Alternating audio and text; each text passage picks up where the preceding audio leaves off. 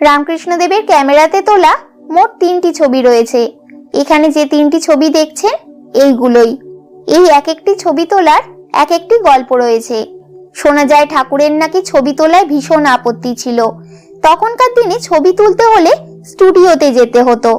সমাজ সংস্কারক প্রতাপচন্দ্র মজুমদার লিখেছেন যে শ্রী রামকৃষ্ণদেব চাইতেন না যে কেউ তার ছবি তুলুক, তাই যখন তিনি সমাধিস্থ হতেন একমাত্র তখনই ছবি তোলা সম্ভব হতো। অর্থাৎ তার ছবি তোলা হচ্ছে সেটা তিনি বুঝতেই পারতেন না। ঠাকুর শ্রী রামকৃষ্ণদেবের প্রথম ফটোটি তোলা হয়েছিল 1879 সালের 21শে সেপ্টেম্বর কেশবচন্দ্র সেনের উদ্যোগে। তার বাড়ির কোনো একটি অনুষ্ঠানে উপস্থিত ছিলেন পরমহংসদেব। নাম গান করার সময় ঠাকুর সমাধিস্থ হতেন, তাই কেশবচন্দ্র সেন আগে থেকেই ফটোগ্রাফারকে তার বাড়িতে এনে রেখেছিলেন। ওই দিন কীর্তনের আসরে ঠাকুরের সমাধি ভাব আসে, ভক্তদের উদ্দেশ্য সফল হয়, আর তখনই তুলে নেওয়া হয়েছিল এই ফটোটি। দেখতেই পাচ্ছেন তিনি দাঁড়িয়ে সমাধিস্থ হয়েছেন, যাতে পড়ে না যান, তাই তার ভাগনা হৃদয়নাথ মুখোপাধ্যায় তাকে ধরে আছেন।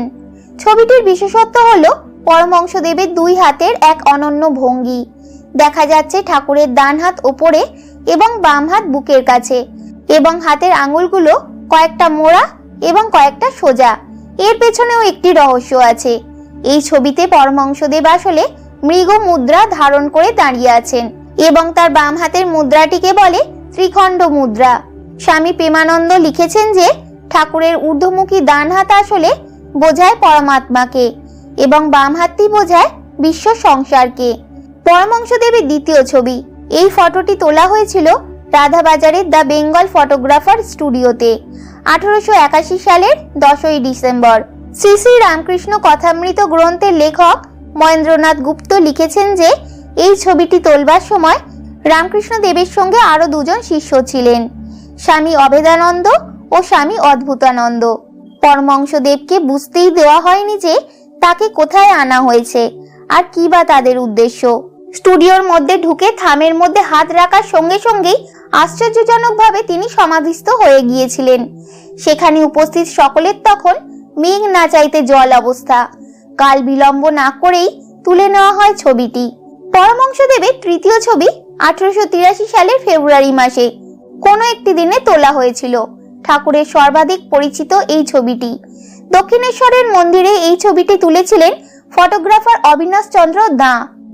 ছবিটি তোলার ব্যবস্থা করেছিলেন শিষ্য ভবনাথ চট্টোপাধ্যায়। সহযোগিতা করেছিলেন স্বামী বিবেকানন্দ। দিনটি ছিল রবিবার, দুপুরের ঠিক পরে।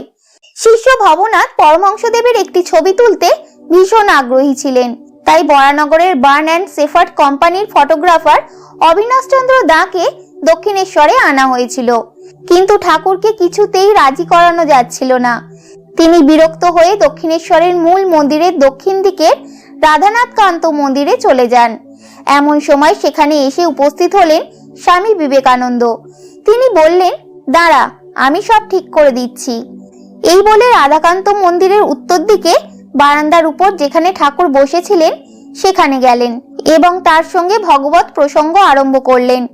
স্বামীজি জানতেন ভগবত প্রসঙ্গ নিয়ে আলোচনা করলে ঠাকুরের সমাধি ভাব আসে, আর হলেও ঠিক তাই। স্বামীজি বললেন, তাড়াতাড়ি ক্যামেরা ফিট কর। সমাধিস্থ অবস্থায় ঠাকুরের শরীর একটু হেলে গিয়েছিল।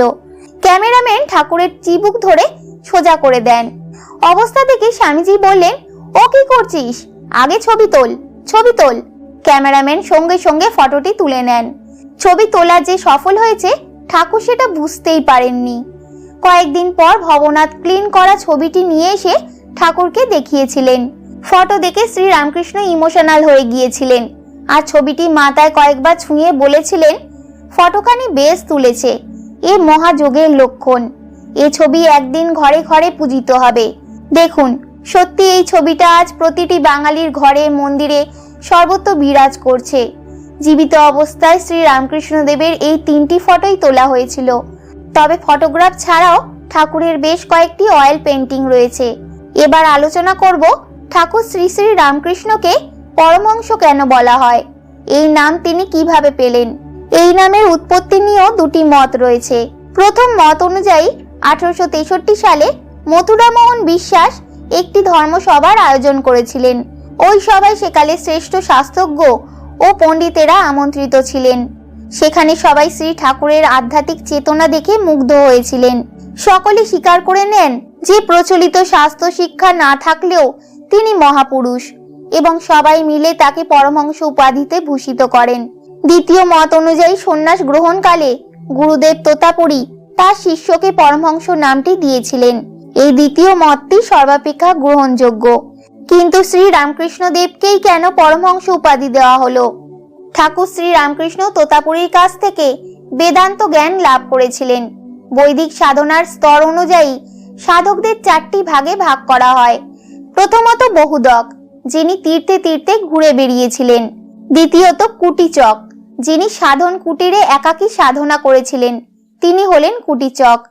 3 হংস, যিনি সমাধিকে অনুভব করতে পেরেছেন, তিনি হলেন হংস। এবং চতুর্থত পরমহংস, যিনি সমাধি লাভের মাধ্যমে ব্রহ্মের সাথে সাক্ষাৎ করেও যিনি সংসারে ফিরে এসেছেন এবং জগৎকে শিক্ষা দান করে চলেছেন, তিনি হলেন পরমহংস। পরম কথার অর্থ হলো সর্বোচ্চ, এবং হংস অর্থাৎ হাঁস। হাঁস বলতে রাজহাঁস ধরতে হবে। হাঁস যেমন জলের মধ্যে থাকলেও জল লাগে না, তেমনি পরমহংস সাধক মনুষ্য সমাজে থাকলেও তিনি জাগতিক বন্ধনে আবদ্ধ হন না। রাজহাঁস যেমন জল আর দুধকে আলাদা করতে পারে, তেমনি পরমহংস সাধক সত্য এবং ভ্রমকে আলাদা করতে পারেন। এই কারণেই দেবী সরস্বতীর বাহন রাজহাঁস। এখানে কিন্তু রাজহাঁসের জল আর দুধ আলাদা করার কথাটি প্রতীকী অর্থে ব্যবহার করা হয়েছে। বাস্তবে রাজহাঁস কিন্তু জল আর দুধকে আলাদা করতে পারে না, সেটা অসম্ভব।